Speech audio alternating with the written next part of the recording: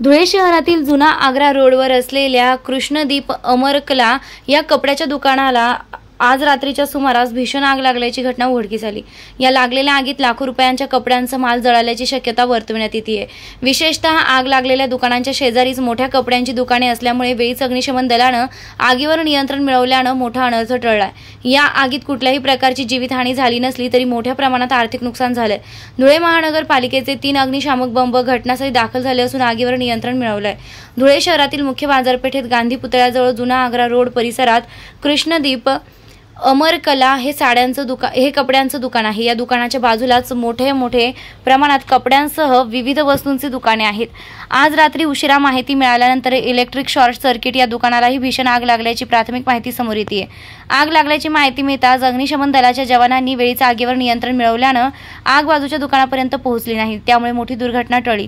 कृष्णदीप अमरकला या दुकानाला भीषण आग लागल्याचं लक्षात येताच परिसरातील नागरिकांनी आरडाओरड केली। आगीची माहिती मिळताच तात्काळ अग्निशमन दल घटनास्थळी दाखल झालं। अग्निशमन दलाच्या कर्मचाऱ्यांनी दुकानाचं शटर तोडून पाण्याचा मारा केला, त्यामुळे दुकानात आलेल्या कपडे आणि फर्निचरमधून मोठ्या प्रमाणात धूर निघत असल्यानं अग्निशामक दलाच्या जवानांना मोठी कसरत करावी लागली।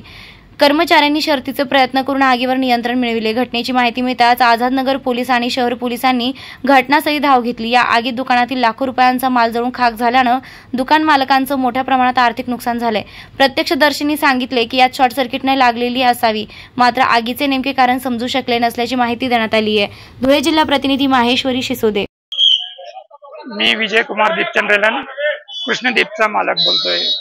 माझ्या दुकानाला आग लागली। आम्ही बाहेर असताना माहिती पडल्यानंतर आम्ही दुकानावर पोहोचलो 5 मिनिटात। तेव्हा बघितलं तर स्टॉक आमचा जवळजवळ पूर्ण मागच्या सेक्शनचा पूर्ण जळून खाक होऊन गेलेला आहे। पुढचा स्टॉक पूर्ण वल्ला होऊन गेलेला आहे। फायर ब्रिगेडच्या याच्याने जवळपास म्हणजे 50+ आमचा नुकसान झालेलं आहे। त्याच्यामुळे फर्निचरचा 5-1 लाख रुपयाचा फर्निचर झालेलं आहे। तरी मी आवाहन करतो की मला जी मदत होऊ शकेल ती करू।